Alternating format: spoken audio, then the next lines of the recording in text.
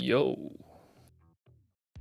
In this video, we're going to compare Mailchimp automations versus Omnisend automations and see how they compare in functionality and everything else. So let's start with Mailchimp. So first thing I want to mention is that automations are not available on the free plan on Mailchimp, and you can only preview and edit them, and you can start them as soon as you make the first payment. So let's check them out anyway. So first of all, to access the automations in Mailchimp, you would have to go to automations and then pre-built journeys. And immediately you are given a bunch of pre-built journeys for you to choose from. If you are a bit overwhelmed about the choices, you can always filter them out by apps and integrations, topics, and channels. For example, if you want to send only email, you can click on the email option. And let's start with the welcome automation. So in order to search, you would have to click on Command F or Control F if you're on a Windows device, and then look it up because there is no dedicated search field. So welcome would be this one. Welcome contacts who subscribe via your pop-up form.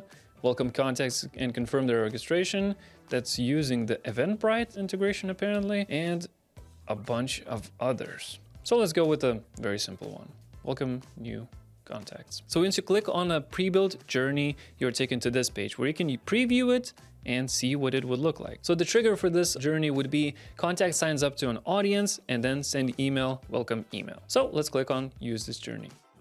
And it immediately reminds me that you'll need to upgrade to activate a customer journey. Essential plan includes 4 journey points, blah, blah, blah, blah, blah. You need to pay money. And then we can add a bunch of new journey points, which would be if else rules, percentage split, wait for trigger, time delay, send email, send SMS, which is new and it also costs money, plan upgrade required. You cannot send SMS on automations on your free plan.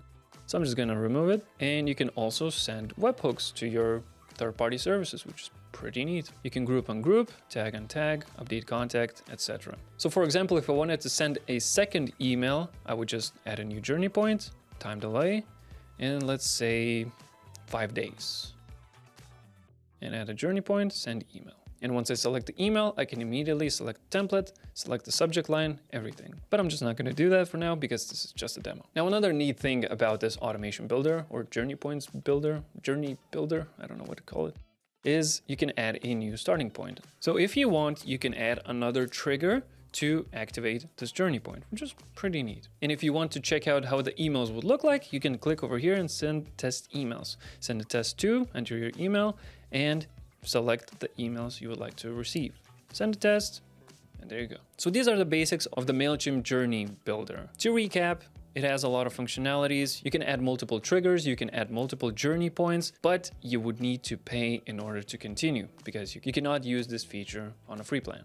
Now let's hop over to the Omnisend side. Now, in order to set up an automation in Omnisend, you would need to go to automation and then create workflow. And you are now taken to the pre-built automation workflows. And there are a bunch to choose from. You can also filter them by channel. You can also filter them by goal, type, everything else.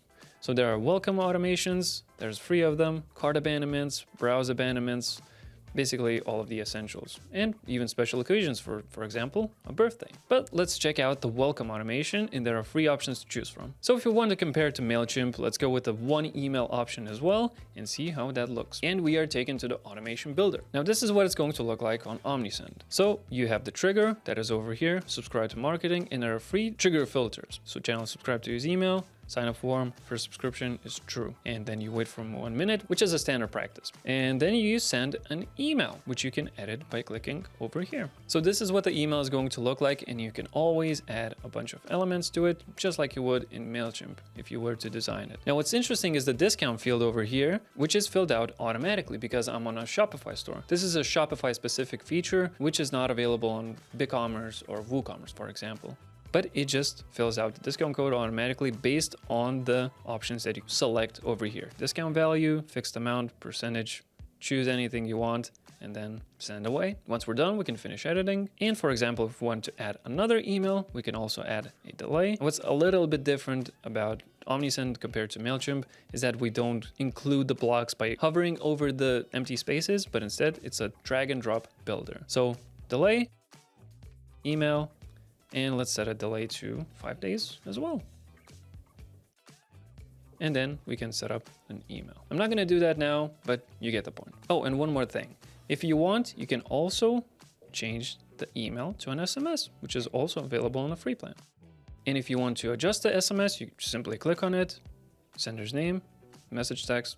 That's pretty much it. Of course, I don't have the verified number yet, and I don't have any SMS credits because I already used mine. But every new account gets $1 free of SMS credits to use on the house. So in conclusion, the differences between Mailchimp and Omnisend are pretty similar. Main differences being Omnisend offers automation for free, and you can also send SMS on Omnisend for free, while Mailchimp hides this feature behind a paywall. Overall, both of the builders offer pretty much the same functionality with some minor differences here and there. Thanks for watching, and I'll see you in the next one. Bye-bye.